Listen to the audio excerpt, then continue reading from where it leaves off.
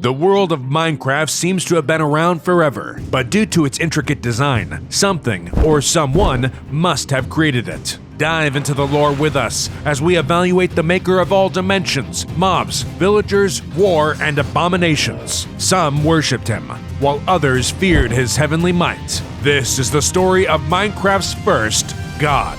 In the beginning, there was a struggle the likes of which no human or villager has ever seen. A war raged out between angels and demons in the Minecraft heavens. Led by a devious archangel turncoat, the demons have been gaining ground in this divine battle. Despite their God-given talents, the angels were pushed back and on the ropes. This is a bloodbath! We need reinforcements! The demons descended upon them, using hellfire and dark weaponry to slaughter their righteous foes. The angels did all they could, but the evil beings were too powerful. Just as all hope seemed lost, the Minecraft god stepped into battle himself. Towering over the angels and demons alike, God struck an imposing figure. He began to sweep the forces of evil away one by one with his heavenly smite. The demons, for their part, wouldn't go down without a fight, and began picking off lesser angels. This only served to make God angry, and as a result, he became even more empowered. Dost thou truly believe victory is possible? Turn away from this path of evil. The demons began to doubt their resolve, that is, until he descended onto the field.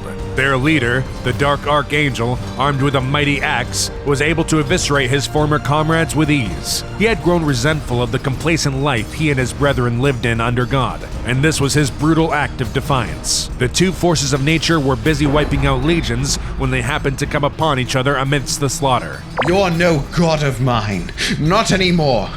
I will surpass you, and I will become the one above all. With those words, the Archangel charged upon God, and the two engaged in a battle of the ages. The heavens themselves were split apart as a result of their climactic duel.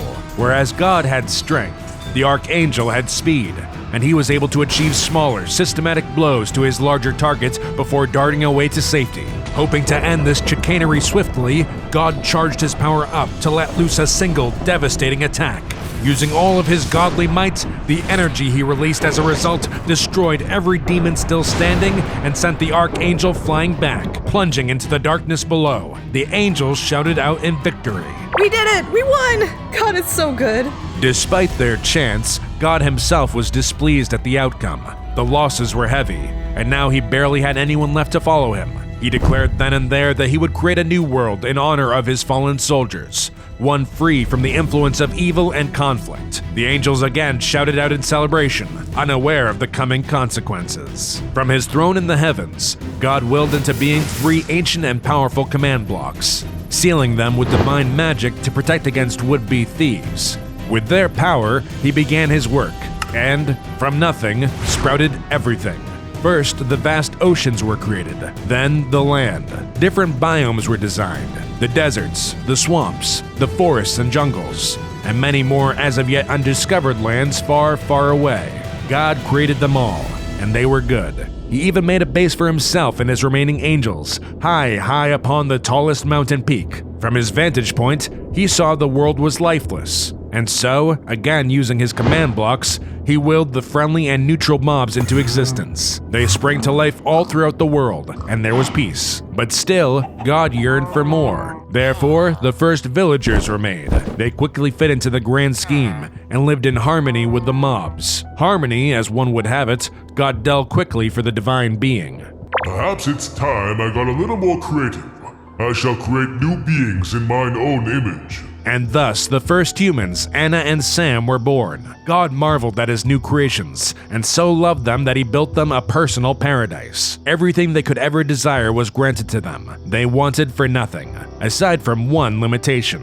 God placed within paradise a lone tree with golden apples. This tree's apples, he told the humans, were not for consumption. From the shadows, however, an evil force watched and waited for its opportunity to strike.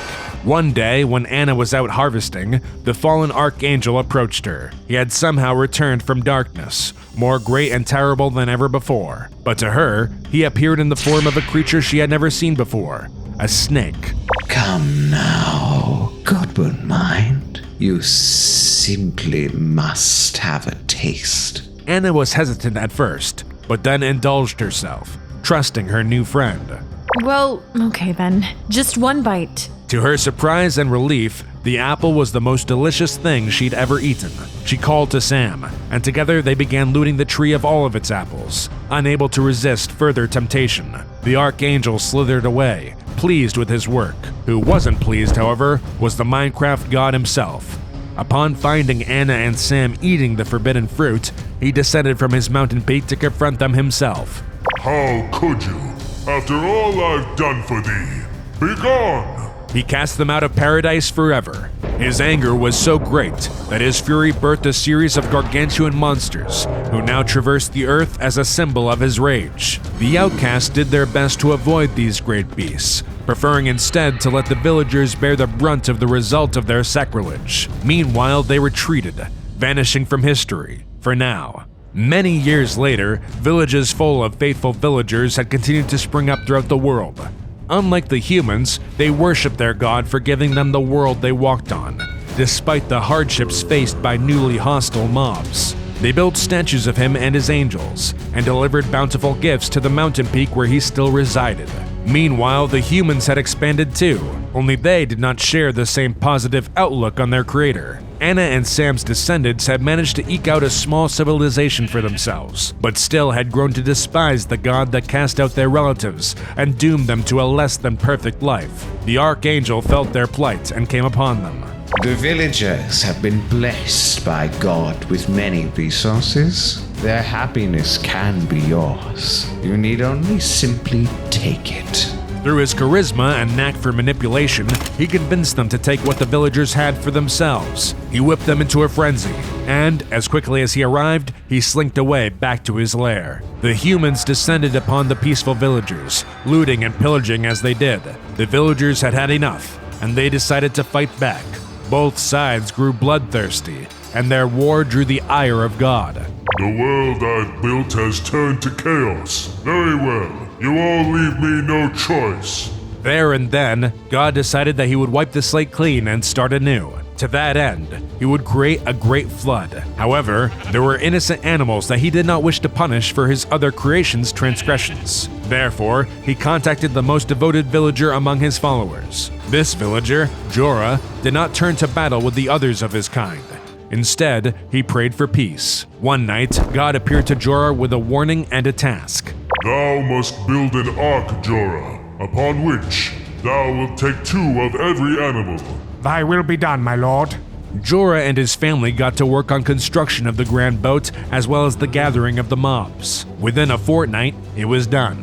Just as they were putting the last of the creatures onto the ship, the skies turned to rain, and they didn't stop. For days on end, it rained and rained.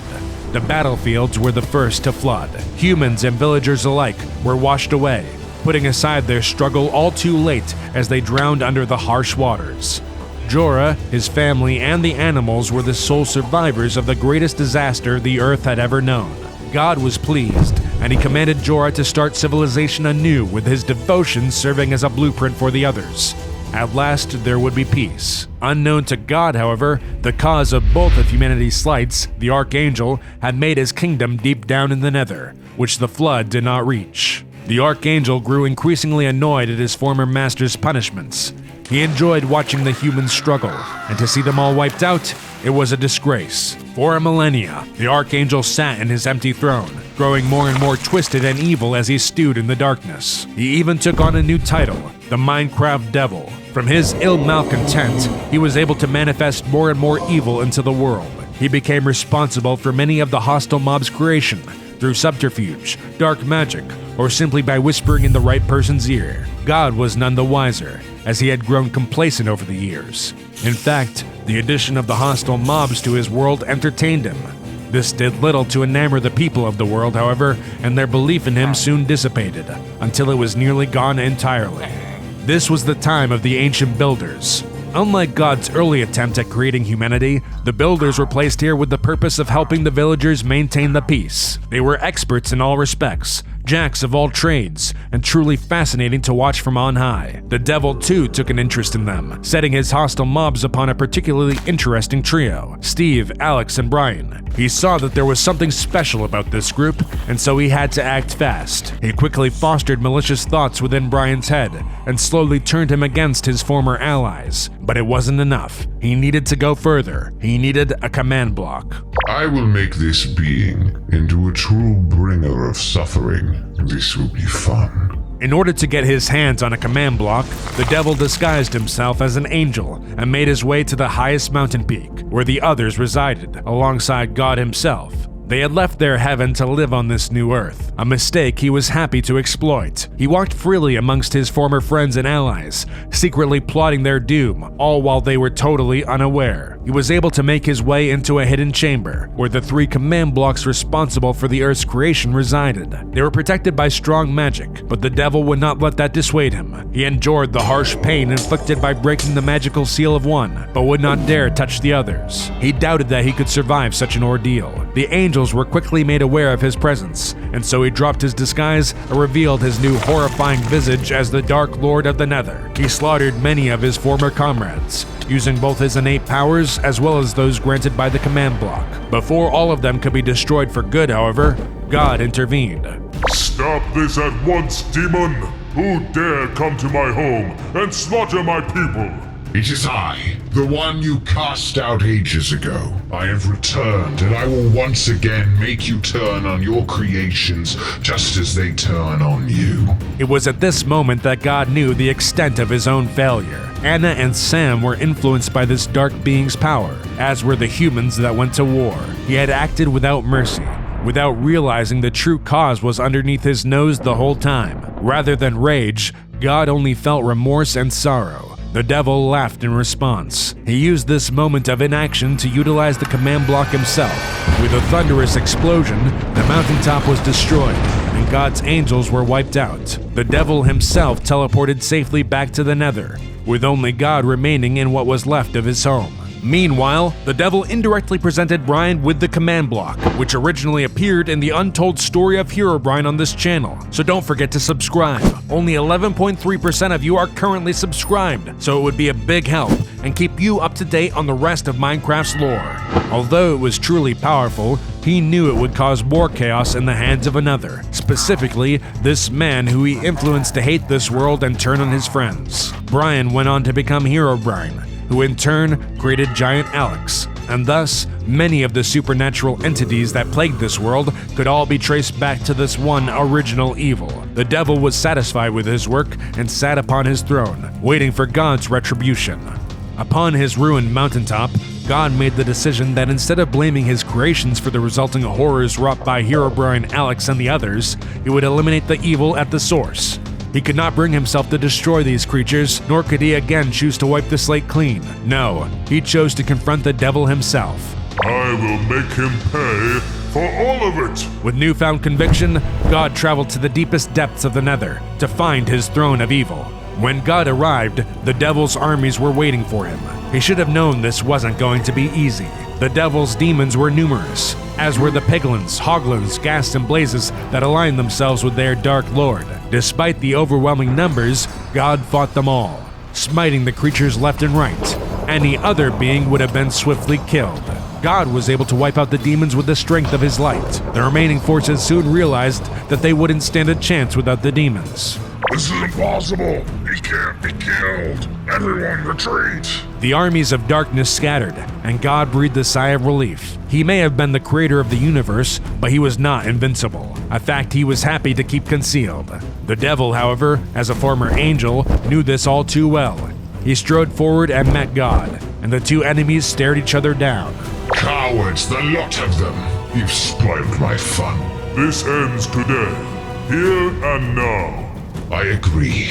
This will be our final battle. You fighting for the forces of good, and I fighting for evil. Let us decide this world's fate. The Titans charged each other. Centuries, millennia, eons of hatred had built up to this one final struggle. The victor would use the remaining command blocks to shape the world further into their image, and the loser would be cast to an even greater emptiness and suffer a total lack of existence. Neither would allow themselves such a fate, and so their fight went on for hours, for days. The Nether shook with each attack, and yet the two continued on. Only one, however, could be the victor. God focused all of his heavenly might into a single final attack and expelled it into the devil, forcing the demon lord to his knees.